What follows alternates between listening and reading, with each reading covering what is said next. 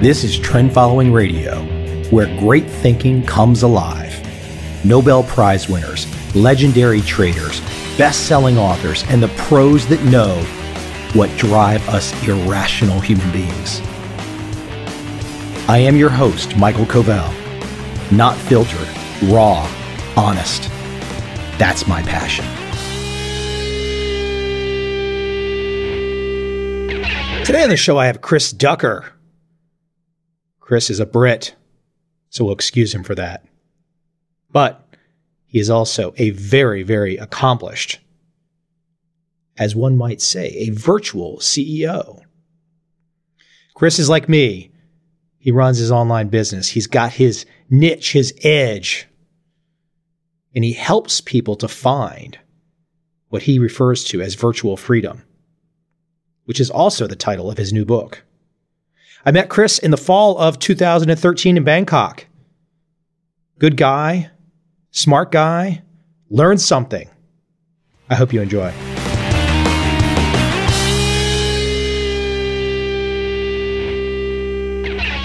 Hey, Chris. Mr. MC, how are you? I'm doing pretty good. You sound FM radio awesome. Well, I'm doing my best radio DJ voice. Okay. No, you sound good. Where you're in the Philippines today, yeah? Yeah, I am. Actually, me and my wife have taken a little staycation for a couple of days. We're at the Shangri-La Resort here in Cebu. And, man, they got just great Wi-Fi here. Like, I thoroughly enjoy coming down here for the Wi-Fi. Forget about the beaches and all the rest of it. So, it's funny, whenever we're here, we get our iPads out, we download everything we want to download, magazine, subscription-wise, and the whole kind of kit and caboodle. It's like that. It's good. It's like the best connection we can get in the entire city, except for our facility at the call center, which is insane. We've got more bandwidth there than we can shake a stick at, Well, I can fondly recall last year staying in a Shangri-La in Hong Kong and Shenzhen. And however, today I am in Stuart, Florida, and my friend, I'm in a Hampton Inn, and I'm making sure there's nothing crawling across the floor biting me. So this isn't the Shangri-La. It's not the Shangri-La today. So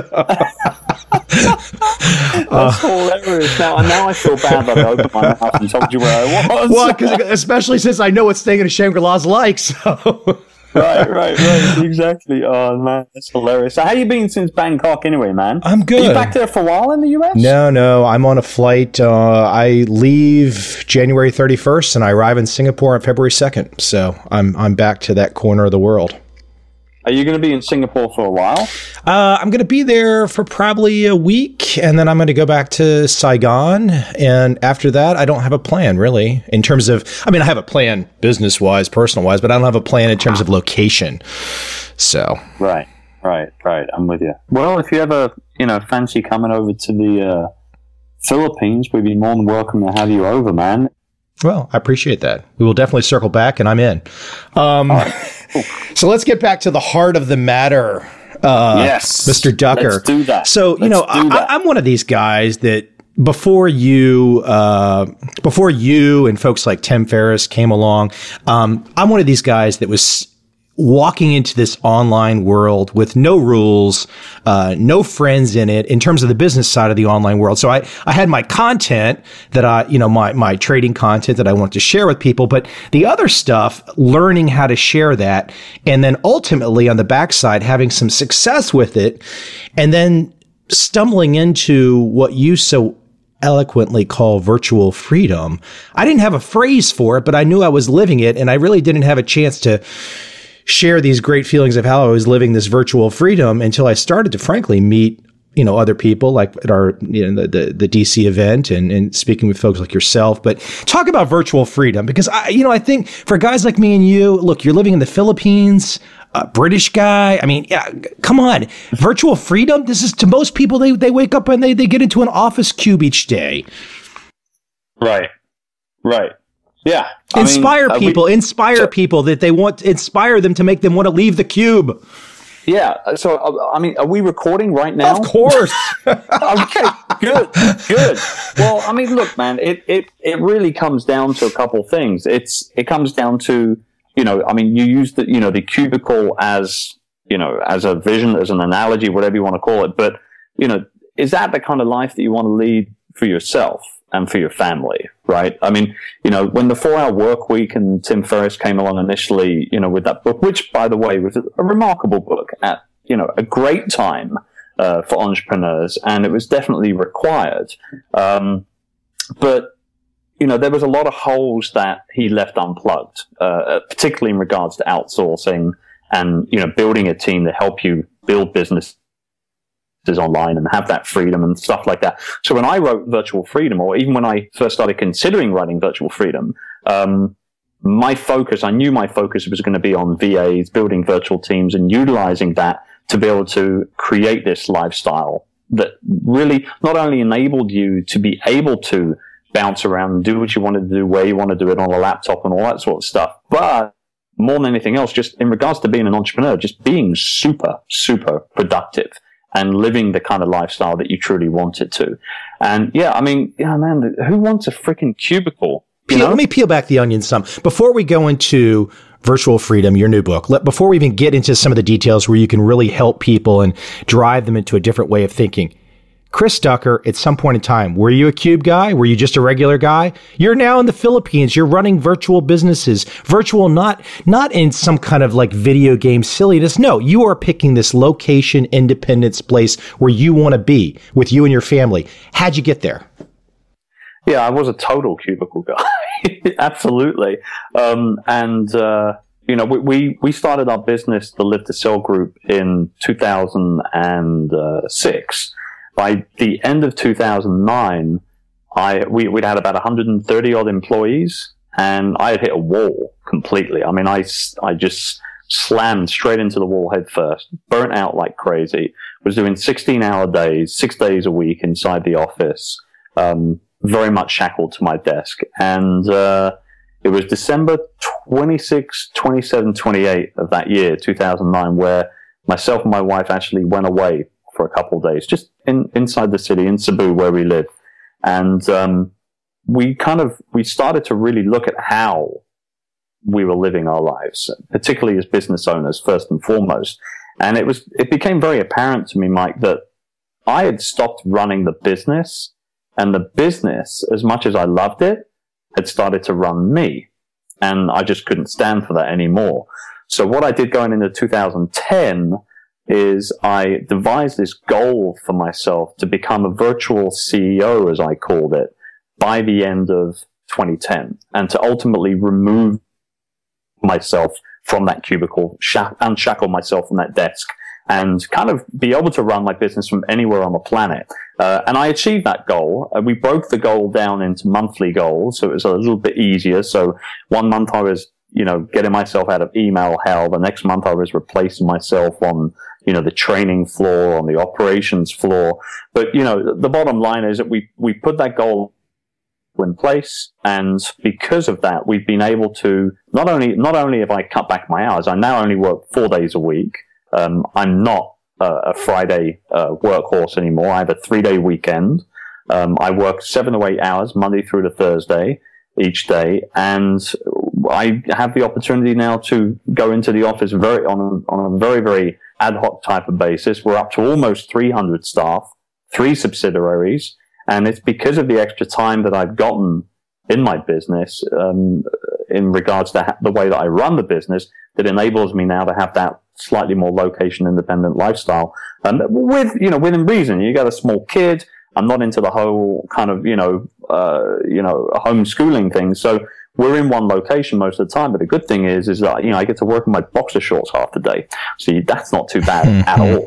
Hey, talk about the idea of a superhero syndrome. I know you addressed this in your book, but and you're somewhat talking about it right now, but just paint a picture for me. Well, superhero syndrome it's something that the large majority of the entrepreneurs that I've worked with or come into contact with suffer from.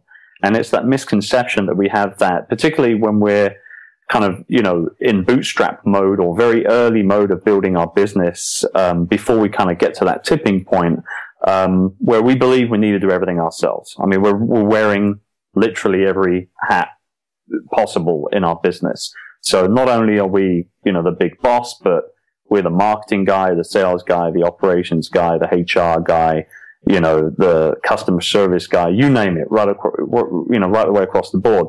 And it's that superhero syndrome that I believe actually ends up holding us back from becoming a lot more successful, a lot quicker. And so if you can address that, and if you can, get to the point where the word recharge is, attributed to more than just your cell phone, and take some time off and kind of, take stock at where you are business-wise on a regular basis, it actually enables you to become a lot more freedom-based and allows you to almost let your business run itself on a regular basis so that you can sort of have that slightly bigger level view of the whole thing. And, you should be working on higher level tasks as the business owner. I believe you shouldn't be checking your inquiry email inbox. Someone else should be doing that for you. You shouldn't be updating your Facebook page. If someone else can do that, you can interact on that page for sure, but you shouldn't be the one picking those status updates and managing that Twitter account. Someone else should be doing that. You should be spending time with, your top 20% clientele. You should be strategizing for growth, coming up with new products and services, solving more problems for your customers, and so on and so on. So that's that superhero syndrome and why it's so damn ugly. Talk to me about the idea, though. This is you're known for, but the idea of international staff, finding that virtual international staff. I mean, walk a business owner through, let's say just an American business owner. Let's say he's got an online business or he doesn't, but either way, he's using a website of some sort. He's using Facebook. But the idea for most business owners to think about having a virtual staff that might be based in the Philippines or Vietnam, this seems so foreign until you're there. Look, you live there. I've lived in Vietnam. It's easy to digest, but for those that aren't there, how do you walk them into the idea that this is doable? Yeah, I mean, the first thing that you got to address on that, though, is that it doesn't necessarily need your virtual staff don't necessarily need to be in another country. They can be in your country. They can be in the US or the UK or anywhere else for that matter. The fact, the real answer to that question is, where can I find the best people for the job? And if that just so happens to be in the Philippines or in India or anywhere else, then that's great, because the chances are the labor costs are going to be a little lower. But, you can also, I work in the Philippines, I live here, but I have VAs that are actually in the US, believe it or not. So you use the right people, the best people for the right roles, rather. But I mean, the big issue is not necessarily where those virtual workers are based. It's just the fact that they're virtual that people have issues with. It's the fact that they're having to let go, on this particular task or this particular role to somebody else that they've possibly even never met and just got to know over Skype.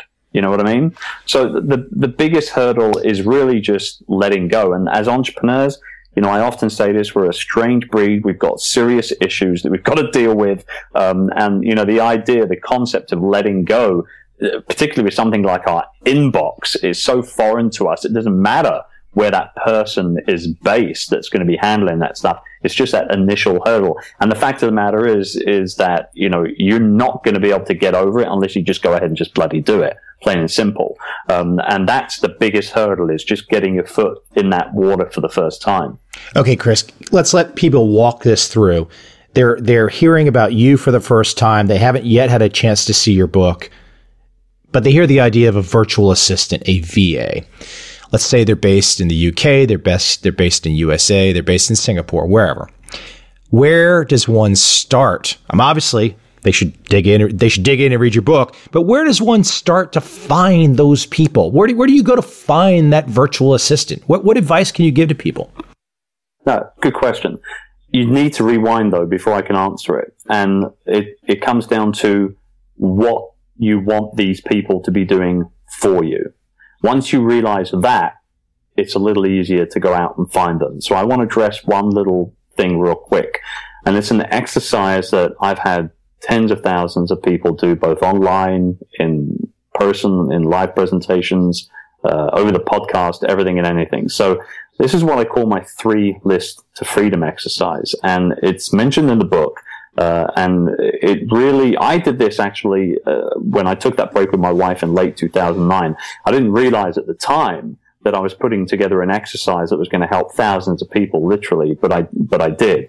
So what you do is you get a piece of paper and you draw a couple of lines, down on the piece of paper, and you create 3 lists, 3 columns. The first column is a list of all the things that you just hate doing on a day-to-day basis. Okay, so this is stuff that you just procrastinate till the cows come home, and then right at the end of the day, you rush. A lot of time you'll screw it up, you won't even realize it, but you just hate these tasks.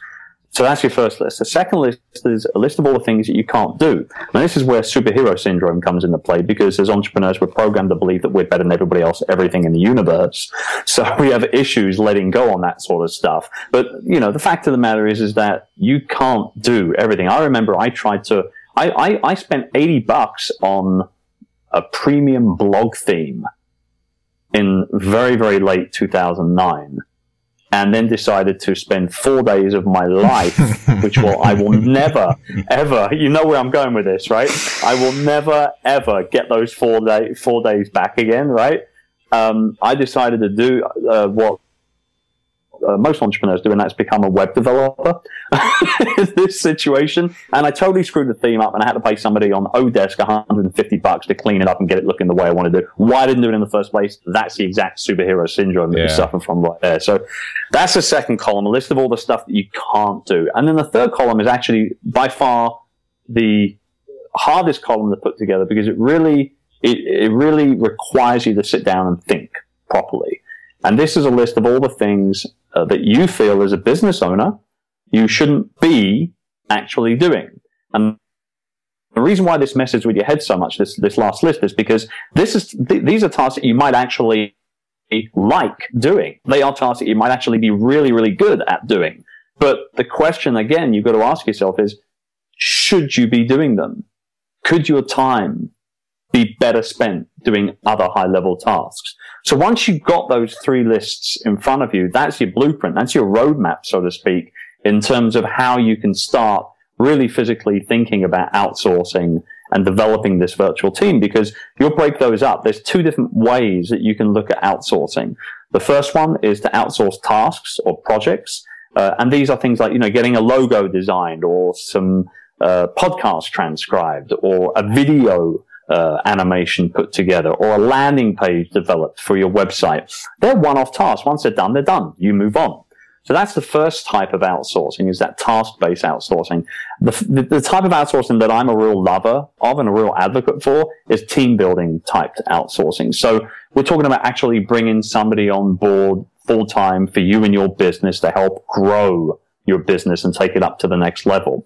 And, once you've done those 3 lists of freedom, you can see what tasks you're going to outsource and what roles you need to outsource, because there'll be a group of tasks together that one person can handle. So when we're looking to build our team, we've got to hire for the role and not for the task.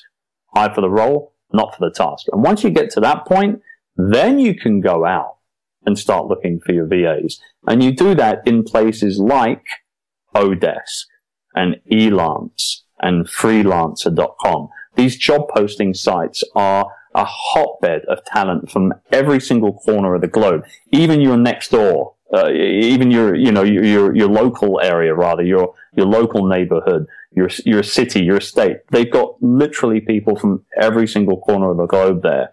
And you can start off by just outsourcing small tasks to get your feet wet. And then after you do that, you can take it up to the next level. You find people that you like, you offer them full-time work, you bring them on full-time, and then you're off to the races with growing your team. Chris, I have a question that pops into my head. So what about quality? It to me, it seems it has been so difficult over the years, and especially if we talk about like something like web design. I find web designers are in a mercurial bunch. They're often, if you've got a good one, hold on forever. But how do you deal with navigating the numbers of people that want to offer their services and then actually getting quality, good people at a good rate who will stick with a job, have some passion. I mean, all those tricky things about finding the right people, it's tough stuff. Yeah, no, I agree. And I mean, web developers are a breed unto their own. I mean, when we talk about entrepreneurs having issues, web developers have serious issues as well. I mean, they live their life behind the keyboard, right? There's very little social skills involved based on my, based on my experience with them, particularly, non-English speaking. So I'm talking Filipinos and Eastern Europeans, which is a real hotbed for web development talent. But I mean, to answer your question, Mike, I mean, you are going to, the old adage of you're going to get what you pay for is somewhat true when it comes to that kind of skill set. It's the same sort of thing for, graphic designers or video editors and that sort of type of stuff. What's somebody that's worth $3 an hour going to bring to your business in that kind of environment with that kind of skill set? Probably very little. So, I mean, I'm always frank and very upfront. There's no BS involved with me at all. I haven't worked with a web developer in the Philippines for over 3 years because I just don't feel that the level of quality and the level of communication is as high as I personally need it to be for what I'm working on in regards to the projects and the businesses that I have online. So, Eastern Europe actually is my hotbed. I actually just recently redesigned one of my business sites, virtualstarfinder.com, with a designer and a developer over in Switzerland, of all places.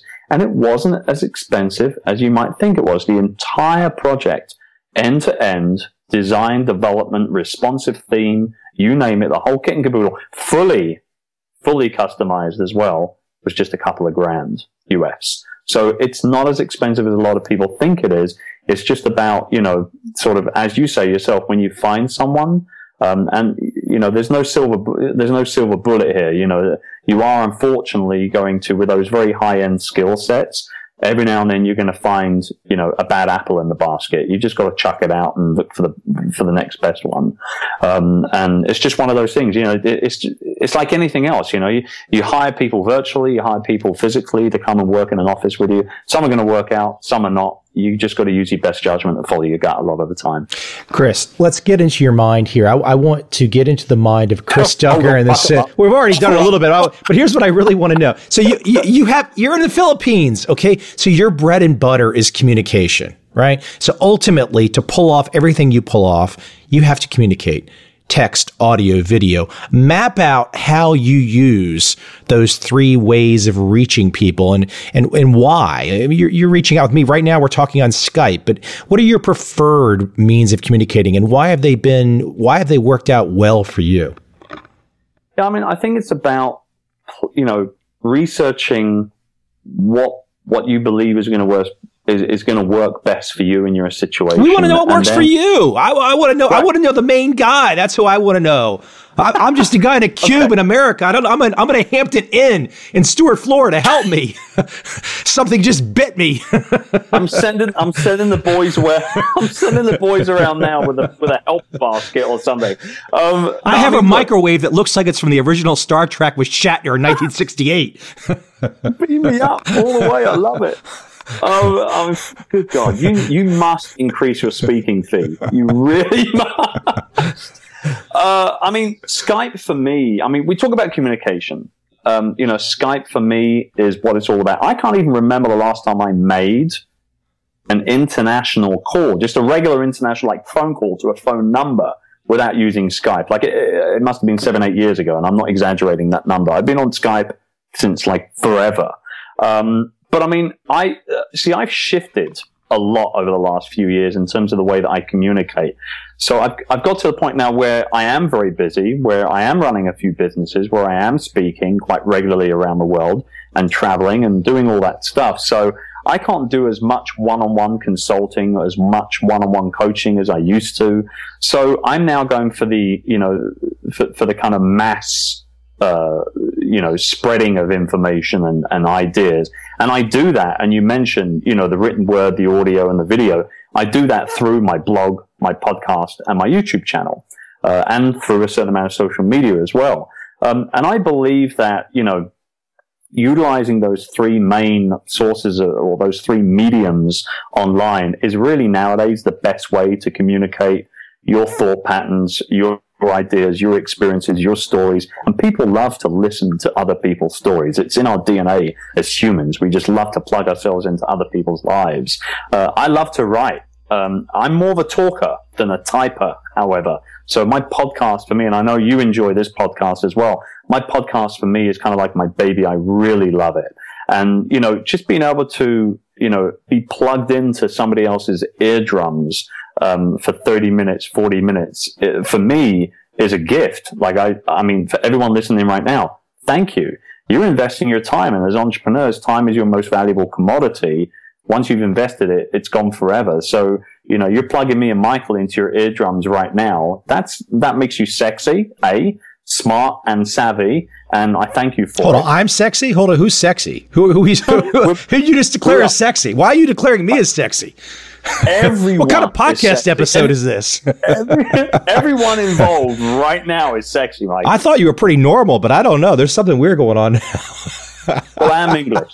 Don't forget that. It might be the English sense of humor. But yeah, no, I'm all about, you know, trying to just use technology across the board to make things easier. So obviously, you know, the blogging, the podcast, and the YouTube, in terms of getting your content across, it's a slam dunk. But then you got social, right? Then there's Twitter and Facebook and Google Plus and LinkedIn and all those other great platforms. But then there's also online tools such as, you know, stuff like project management software like Basecamp or Huddle or Asana. You know, these project management systems were built for entrepreneurs like you and I to work with our teams in a virtual setting, to, you know, stop our inboxes from swelling over with notifications on work that's being completed and tasks that need to be done and all the rest of it. So I love all this stuff. And I've only been online actively for the last 4 years. Now, in the internet, that means like 100 years, right? But I mean, when I look back at how I was running my business, you know, 5 years ago, I shake my head. I was like, how the hell did I ever get anything done? And now I realize why, you know, I was doing all those crazy long hours is because I wasn't as systemated and I wasn't using these tools and these mediums to be able to get my point across the way I am today. Let me circle back to something that we both addressed in the beginning of this conversation, and that was Tim Ferriss and his 4-Hour Workweek book. Great book. I've met Tim. I went to one of his events. Very inspiring. I've met a lot of really cool people through Tim, and so I have nothing negative to say. I think, though, in the big picture standpoint, though, there's very little chance that if you want to find yourself dominating some field or doing exceptionally well, you're going to need to spend more than 4 hours a week. I like to think that Tim was just breaking down the point ultimately that, you know, you can better use your time, but 4 hours a week is not going to allow you to compete with Chris Ducker on the same stage as Chris Ducker. Is that a fair statement? Right. Yeah, I completely agree with you. Absolutely. I almost feel like that book was such an incredible entrepreneurial force, right? There were so many people that read that book and said, oh, I'm going to do that. I'm going to become an entrepreneur. And then they went out and created an ebook and tried to sell it for $30 and failed, right? So, you know, I myself included, by the way, I just want to say that I did that. And I think I sold like 7 copies of my $30 ebook or something. So, Tim, if you're listening, you got that one wrong, buddy. But no, I believe that it really did open the door to just this idea overall in regards to, you know, things like automation and systems and processes. And Tim is the king of hacking all that stuff down to the bare minimum and getting the most out of it. And travel, location independence. I mean, I think that for me, that was the big inspiration. Right, absolutely. I completely agree with you as well. And, you know, there was a section in that book on outsourcing. I was running an outsourcing business at that point. I had already been working with VAs on a number of different roles and tasks for years up until that point. But it wasn't until I read that chapter on outsourcing that I thought, well, you know what? This could really, like, you could build your business on this model right here. And I had never really actually thought about it like that until that point. But unfortunately, where the book let everyone down in regards to the outsourcing side of things was, you know, Tim told you what was possible, and he did a great job at highlighting that fact. but then he left you to go out and figure it out on your own in terms of how to actually get it done, which is the exact reason why I've ended up writing this book, because I believe that there were a lot of gaps. There were a lot of gaps there that he could have filled in, but he didn't, because obviously he wanted to cover lots of other things. I mean, I wish that before the 4-hour body, he had come back, he'd come back with a real expanded edition of the 4-hour work week, and not the one that he brought out with just extra blog content on there and you know, a few testimonials and stories and things like that. Like, I really believe his expanded edition of the 4-hour work week, honestly, was a letdown compared to what he really could have brought to the table in regards to taking the entire thing to the next level. I mean, you look at some guys like David Merman Scott with his PR, New Rules of PR and Marketing. 4th edition's just come out. The thing's double the size now than what the 1st edition was, and it gets better and better and better with every edition that comes out. So yeah, there was a lot of holes that could have been plugged, but I mean, that book, man, that just elevated everyone's idea that, you know, you don't have to do it all yourself, that there are other ways to be able to build businesses and travel the world, et cetera, et cetera. But 4 hours a week, yeah, a little far-fetched. Yeah, it's tough. Let me just get into a couple different issues related to you. People are they're gonna make their way to the Virtual Freedom book to begin with. But so let's talk about this location independence, though. I mean, this is it at the end of the day for someone like yourself, someone like myself, many of the people in the Dynamite Circle and Dan and Ian. But can this truly be understood until you go and experience it? I know a lot of people watched. Look, I did not expect to be outside of the U.S. for all of 2013. I was supposed to go give some speeches in Asia, and I didn't come back. And a lot of people watched on Facebook and whatnot, my journey, so to speak. But can it really be watched? I mean, you've just got to get on the plane ticket and go, don't you, ultimately? Yeah, I think you're right. I think you do. I mean, you know, we're kind of voyeuristic anyway, right? As humans, we like to watch what other people are up to. But, you know, for a lot of people, that's where it's going to end. Thinking about, wow, look at Mike. He's over in Asia. He hasn't been in the US for the whole of the year. And he's done all this cool stuff. That's so cool. He's so cool. I wish I had a life like him. Shall I pull the trigger? Nope. I'm just going to stay here in, you know, Ohio. You know what I mean? Yeah. So I think you're right. I think you do need to pull the trigger. And a lot of people, quite frankly, they don't have the guts to do it. They don't have the guts to do it. I think it takes a very special individual to look at developing a location-independent lifestyle. And I think that actually a lot of people that would really love to have that kind of lifestyle are those that, you know, have so many, what's the word I'm looking for? They have so many things pulling them back from doing that because they're married, they have children, you know, they're saving for their college educations for their kids, or, you know, they can't leave a job that they're in, or that, you know, they're in the process of developing their side hustle for 3 hours every night and at the weekends so they can, you know, escape cubicle nation, and they're quite ready to pull the trigger yet, and all this other sort of stuff. But ultimately, I believe you hit the nail bang on the head, Michael, where you said that, you know, to truly understand what location independence really is, you need to pull the trigger and actually act on it and become location independent. And it ain't easy. Is that there's a lot of things, you know, that are there, you know, that need to be taken care of. I don't believe that. I think you actually think it is easy. I actually think the true secret is that you know what you're doing is easier than being in the office cube, and you just don't want people to know. That's the truth. Yeah, that's right. It is. Yeah, you've run seriously. You've run my game. That's I'm all bullshit aside. I really think that you and I both know that it's easier and there's less competition because the vast majority of the world is sitting in a cube or doing something, working for the man, so afraid of their shadow. Even though this chaotic economic environment that we've been in for the last 5 or 6 years dictates that you are safer taking a chance, it actually makes the playing field for guys like me and you not as deep, so to speak. Yeah, I mean, there's some truth in that. I agree. There is some truth in that. Well, tell me the false stuff first. Well, I think people are scared. I think fear comes into play a lot of the time. And I mean, I was speaking with a good buddy of mine back in London about 6 months ago.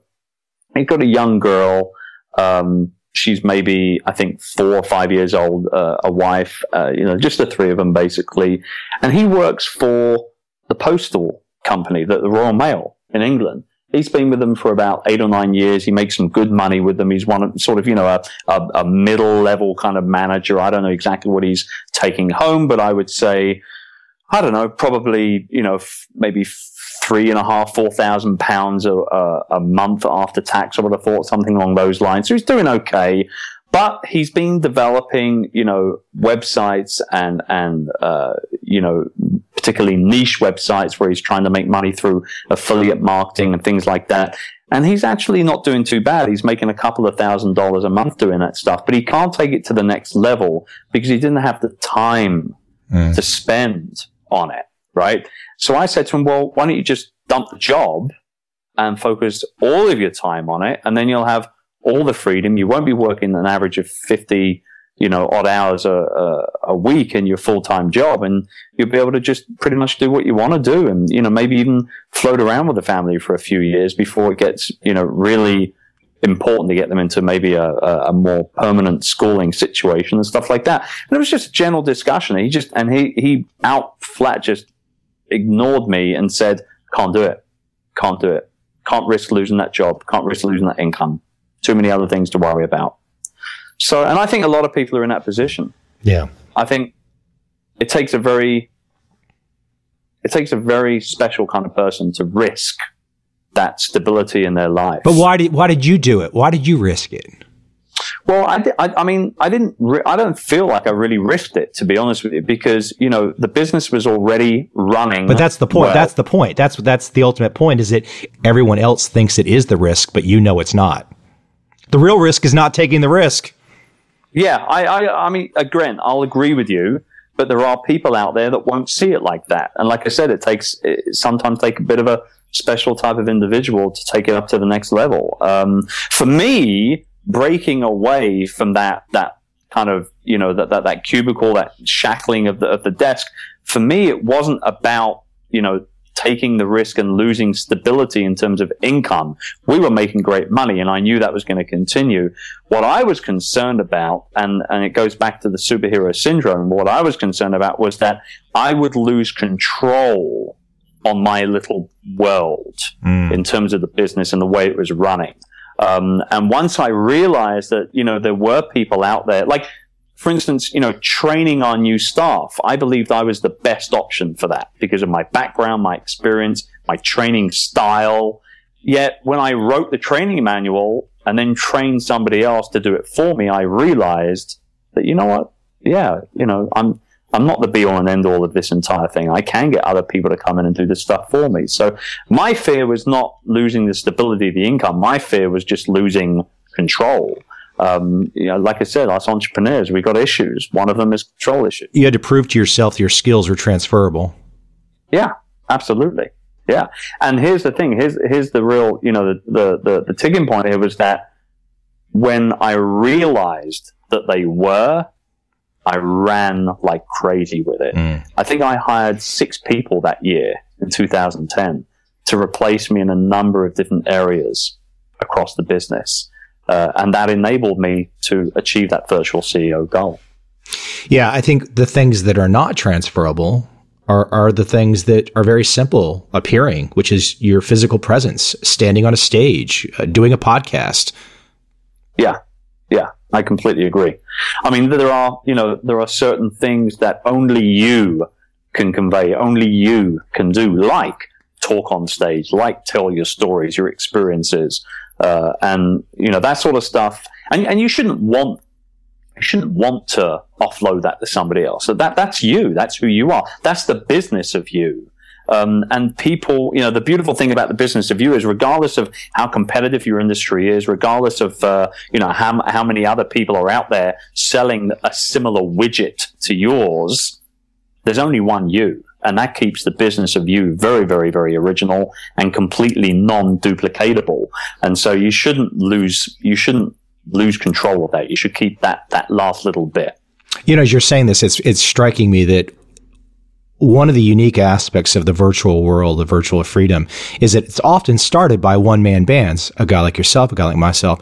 And as you expand out, it takes some psychological jujitsu, so to speak, to come to realize of yourself as the company, and once again, as you're not trying to do everything, but once you realize yourself as the company and you can start to separate the tasks, which I think is what's so cool about what you've written, is that's the real eye opener here, the real aha moment, so to speak. Yeah, no, you're absolutely right. And, it goes back to what I was talking about before. We do have issues. We don't want to let go. There is that misconception that we have to do everything ourselves. But like I said, once you realize that it doesn't really truly need to be that way, you should run with it. It's kind of like you've started this thing, you've tried it all out, you've built the swimming pool, put some bloody water in it and jump in and have some fun. You know what I mean? Yeah. Chris, where can people go find out more about you? And first, before you answer that, I want to tell other entrepreneurs out there, because I've already done this to some degree myself, because I actually knew of a friend who was working with Chris, and he's like, hey, check out this guy's website. And the first thing I do is I go there, it's like, oh, I want to copy this. I want to copy that. I want to steal this. I want to steal that. I'm like, this guy's clearly working with good people. There's something here going on well. So anyways, for you entrepreneurs out there that want to be inspired by some good web design and some good business practices, I highly recommend checking out Chris's stuff for that alone. But the book, Virtual Freedom, and people can find that everywhere, right, Chris? Yeah, it's all good bookstores and online, Amazon, all that sort of stuff. If you want a little bit more, and we're throwing in some additional sort of little extras for anybody that gets involved through our channels online. So you can go to virtualfreedombook.com. And there's a video course, there's some workbook companions and all that sort of stuff on there. But for everything else, anyone that's interested and wants to find out what you wanted to steal, they can just head over to chrisducker.com. I loved it when you said that to me, actually, because that's, and it was funny, we initially met at the conference for the DC in Bangkok, you and I got the opportunity to hang out with an old friend of mine, Peter Shankman, there that I hadn't seen for a couple of years, actually. And he went home after that convention and then emailed me and said, oh my God, look at your website. I'm totally going to steal that. And then I looked at his website and I realized why? He actually has. Oh, did he really? He's got, not completely, but he's got he's using the same font and there's a couple of little color things going on. And I was like, you know what? If imitation's a high form of flattery, just copy the crap out of me. I'm all right with that. Well, I didn't go that far, but no, you didn't. But you know what? Your web presence is great. I love trendfollowing.com. I think it's a great looking website, and it's professional, it's clean, it's minimalistic, it's to the point, the focus is there, and there's nothing wrong with it. But here's the thing: when I was going through yours, and I look, entrepreneurs that are comparing notes, you can look through and you can say, okay, somebody has spent more time at something. And so that was what I was inspired by what you were doing with your web presence. As I looked at it and I said, okay, Chris is doing a better job of explaining all of the details that are in his world. And I know what the difference is between him and I. He spent more time at it. And that was right. That was my instant inspiration when I saw your website. I was like, damn it, now I got to do more. I love it. I mean, for me, when I was blogging originally at Virtual, and we're getting off target here a little bit, but it's a decent. What's the target?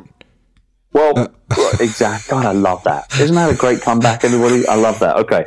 So when I first started blogging and I was talking about that virtual CEO goal and journey in 2010, I was doing a website called virtualbusinesslifestyle.com.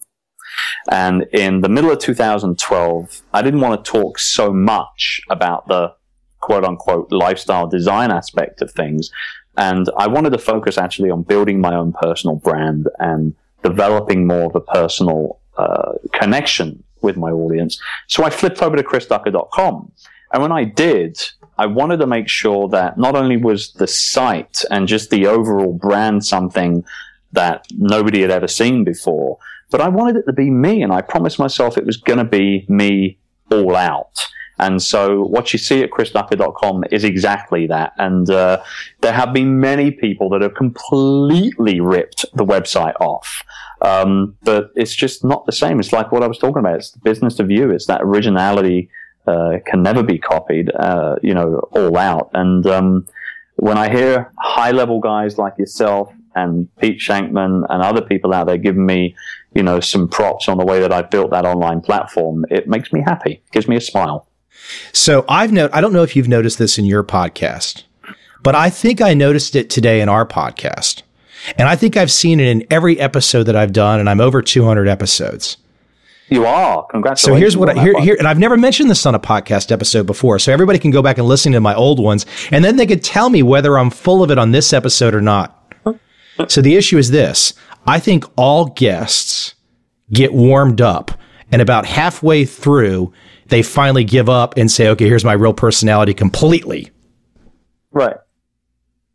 Have you seen this? Yes. I see it in you today. You get loosened up and then boom. Yeah. No, I think you're right.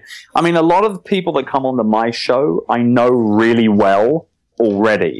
It's kind of like a prerequisite. I very rarely have people on the show that I don't know well. And so we tend to get we tend to get that halfway mark around 30% in. You know what I mean? Yeah. Instead. But I would tend to agree with you. Absolutely. Yeah. I don't know why I addressed that necessarily. It was just on my mind. There's a lot of things on my mind, Chris. Say what's on your mind. It's a terrible thing to waste. Share that stuff, man. Listen, go have fun. Go have fun today in the Philippines at the Shangri-La, and enjoy. That's where I am right now. Loving this place. It's great. Enjoy your day, and we will spread the good news of virtual freedom soon enough on my podcast. I'm looking forward to it. And thanks very much for having me on. I appreciate it. See you soon, Chris.